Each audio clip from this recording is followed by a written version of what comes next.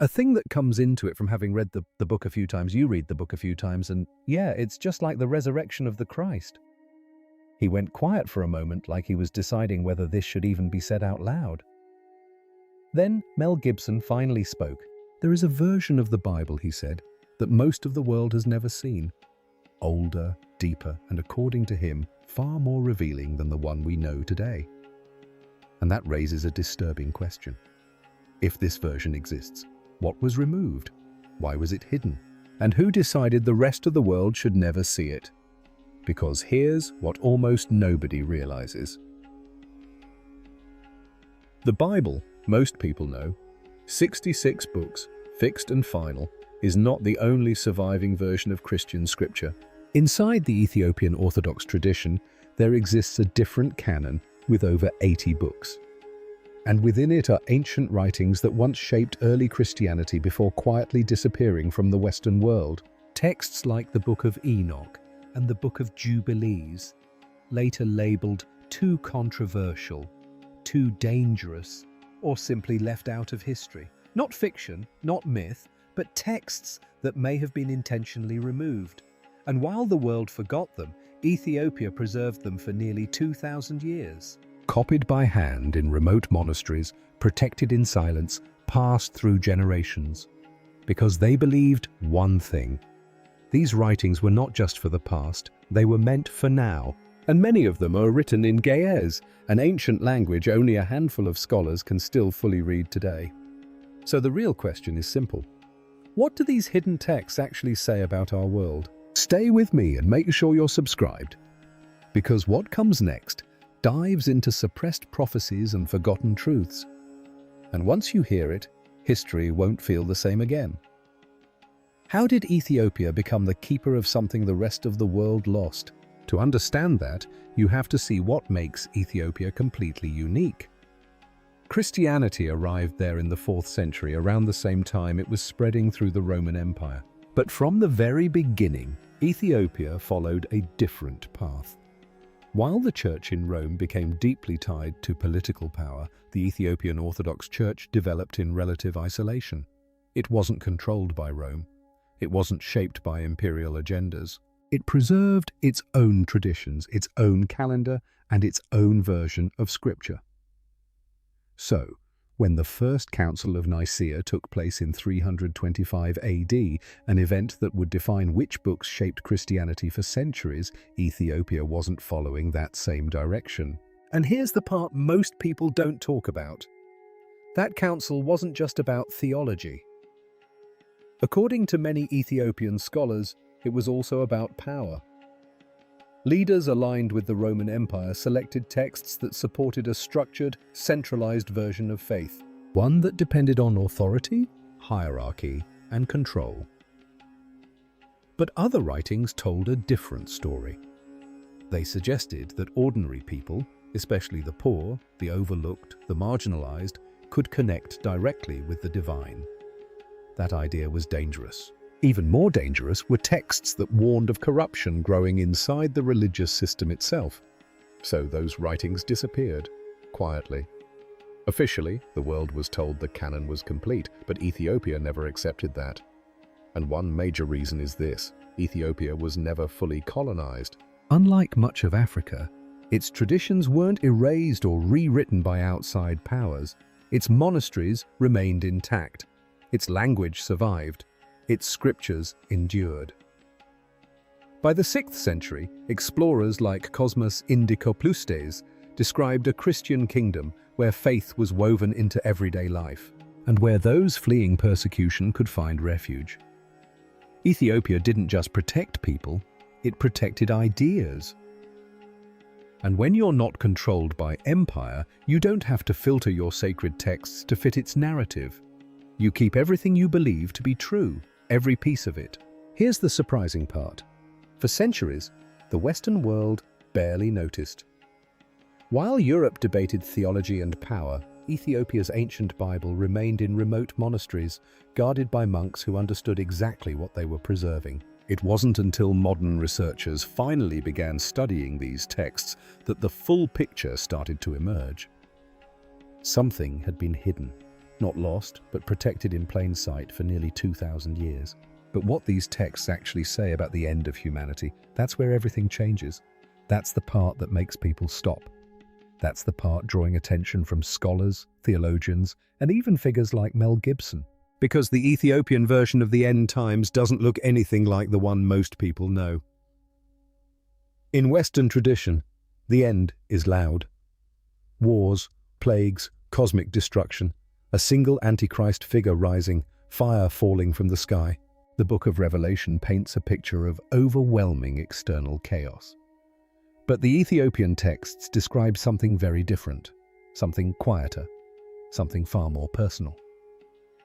According to the Book of the Covenant, after his resurrection, Jesus spent 40 days speaking with his disciples. And during that time, he explained what the final age of humanity would truly look like. Not a timeline of disasters, but a condition of the human spirit. He described a time when people would still speak his name. They would repeat his teachings. They would build grand churches in his honor. But the essence, the living spirit behind those teachings, would be gone. The buildings would be full, but something inside them would be silent. And that's where things start to feel uncomfortable. He warned that the greatest danger wouldn't come from outside the faith, but from within it. Leaders would rise inside the very institutions built in his name, not to serve but to control, not to guide but to accumulate power and wealth. They would speak of heaven while chasing influence on earth, and when his message is used to silence the suffering and protect those already in power, he said that would be the sign. A warning that humanity is nearing a critical edge. Then his focus shifted to the world itself. Earthquakes, rising waters, unusual signs in the sky. Events so strange that even the wisest would struggle to understand them. But he made something very clear. These were not punishments, they were signals, like the first contractions before a birth, the earth reacting to what is coming. And then came a warning that feels even more unsettling today. He said the real danger isn't when the ground shakes. The real danger is when human hearts become so cold that nothing moves them anymore. He called this moment the Great Silence. And what happens during that silence is where things take a deeper turn. Because the Ethiopian texts don't stop there, they go further. They describe the final age in 4 distinct stages. And this is the part that has left researchers shaken.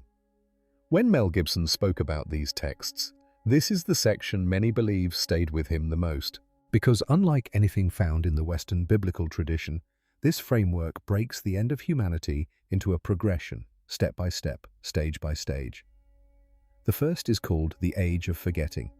It doesn't begin with rebellion. It begins with drift, slow almost, invisible. People don't reject truth outright. They just stop searching for it. They stop asking difficult questions. They avoid silence because silence forces reflection, and truth becomes inconvenient. So it gets ignored, not through chaos, but through quiet neglect.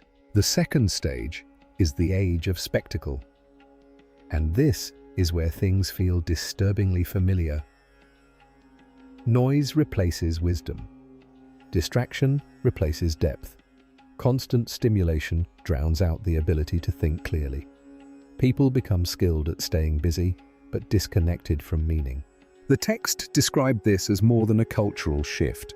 They call it a spiritual crisis, a world where nothing can be heard unless it's loud.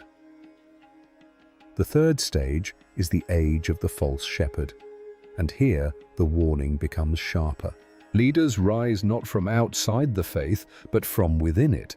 They speak the language of the sacred, but chase the rewards of the secular. They look authentic, they sound convincing, which is exactly what makes them dangerous, because they are the hardest to recognize. And then comes the final stage, the one that unsettles even scholars, the Great Silence. But not the peaceful kind, not the silence of reflection or prayer. This silence is something else entirely, a disconnection, a thinning of the link between heaven and earth, so fragile that even those who are sincerely searching can barely feel it anymore. Not because the divine is gone, but because humanity has drifted too far to recognize it. And according to these texts, this is the most dangerous moment in all of human history. But this is where the story takes an unexpected turn, because what comes next is not about the world, it's about you. The Ethiopian writings describe something called the 7 seals of the heart. If you've heard of the 7 seals in the Book of Revelation, you probably think of global events, catastrophes unfolding across the world. But this is different, completely different. These seals are internal, personal. They describe the condition of a single human being, because according to these texts, the real battle of the final age isn't fought in the sky or on a battlefield. It's fought inside each person. The first seal is comfort, choosing ease over truth, avoiding anything that challenges you. Growth requires discomfort. This seal rejects it. The second is pride, not always loud, sometimes quiet, a certainty that you already understand everything. So there's no need to listen, no need to learn, and that becomes a barrier. The third is fear, a life controlled by the need to feel safe where truth is ignored if it threatens that safety. And in unstable times, this seal grows stronger. The fourth is distraction, filling every moment with noise, never allowing silence, never allowing space for reflection, because in silence, something real might be heard. The fifth is false community, surrounding yourself only with voices that agree with you, an echo chamber where truth can no longer enter. And in today's world, that has never been easier. The sixth is the seal of false mercy, where forgiveness becomes an excuse to avoid change, where comfort disguises itself as grace, and accountability gets mistaken for judgment. And then comes what the text call the seventh and most dangerous seal, the seal of religion itself, when sacred language, rituals and traditions remain on the surface, while the inner life of faith slowly disappears beneath them, when belief becomes performance instead of transformation. And according to these writings, something unexpected happens when a person breaks through all 7 seals. They don't receive a vision from the sky. They don't gain a supernatural sign or power. They become something else entirely, the spark of awakening that the world has been waiting for. But how that idea connects to the prophecy of the final empire is where the text takes a far darker turn, because there is another Ethiopian writing outside the Western biblical canon known as the Didaskalia. And this is the part Mel Gibson has described as the hardest to process. It contains a warning attributed to Jesus about what he calls the final empire, not a nation, not a military force, but a system so large, so invisible, and so deeply woven into daily life that most people would live inside it without ever realizing they are confined. He says this empire won't rely on chains or force. It will operate through comfort. It will offer people food, entertainment, distraction, and label it freedom. And here is what makes it unsettling. The text was written nearly 2,000 years ago, yet it reads in some ways like a description of the modern world. Not oppression in obvious forms, but management through distraction, endless choices that all lead back to the same place, a life carefully occupied but rarely questioned. And according to these writings, the illusion of choice becomes one of the most effective forms of control ever created. Then comes a line that has echoed quietly through Ethiopian scholarship for centuries. Blessed are those who recognize the cage and still choose love. Blessed are those who remain hungry for truth in an age of false abundance. But then the tone shifts again, because the text says that in the final age, the voice of truth will not rise from institutions of power. It will come from unexpected places, deserts, prisons, and the forgotten. It will move through those whom the powerful overlook, not through structures, not through authority, but through people who are dismissed entirely. And then comes the statement Ethiopian scholars point to as one of the key reasons this material was considered dangerous at the Council of Nicaea in AD. The most unsettling truth of the end times is this: those who believe they are prepared will be the last to recognize it. For centuries, Ethiopian monks copied these words in silence by lamplight, preserving them through generations, convinced that one day a future generation would finally be ready to hear them. And according to many modern interpreters of these texts, that moment may already have begun. Why does this matter now? Mel Gibson is not a theologian. He is not a historian. But during years of working closely with early Christian material while creating The Passion of the Christ, he was exposed to traditions that clearly left a lasting impression on him. So when he began speaking publicly about the Ethiopian Bible and its description of the end times, the reaction was not ridicule. It was something else entirely. A growing wave of people asking the same question. Why have we never heard this before? And according to scholars, the answer isn't complicated, but it is intentional. Dr. Ephraim Isaac, one of the leading authorities on Ethiopian sacred texts and a translator of the Book of Enoch, has described these writings as carrying a kind of prophetic awareness that doesn't exist in the Western biblical tradition. Other Ethiopian scholars highlight one key difference: the way the end times are framed. This is not a prophecy focused on external events happening to the world. It is a description of something internal, a shift in consciousness unfolding within individuals, communities, and entire societies at the same time. And that changes everything, because if the end times are only external, wars, disasters, collapse, then humanity is just an observer waiting for events to unfold. But if the end times are internal, a gradual transformation of human awareness itself, then it is not something coming later. It is something already happening now. The Ethiopian texts describe it as an age of forgetting, an age of spectacle, an age of false shepherds, and finally, a great silence. Read those words carefully. Then look at the world around you. These are not vague symbols that can be stretched across history. They are precise enough that many researchers describe a strange feeling when they encounter them. Not fear like a horror story, but recognition, as if something long sensed but never fully named is finally being put into words. And unlike many apocalyptic narratives, the Ethiopian tradition does not end in collapse or despair. It ends with a statement that cuts through all of it. Jesus is described as saying, "The end is not the end of life, it is the end of the lie." Those who choose truth and love, even when the world chooses comfort and power, will not be forgotten. They will not be remembered for status or position, but for endurance, not crowns, but scars. For 2,000 years, these words were preserved in Ethiopian monasteries, copied by hand, letter by letter, under lamplight, across generations.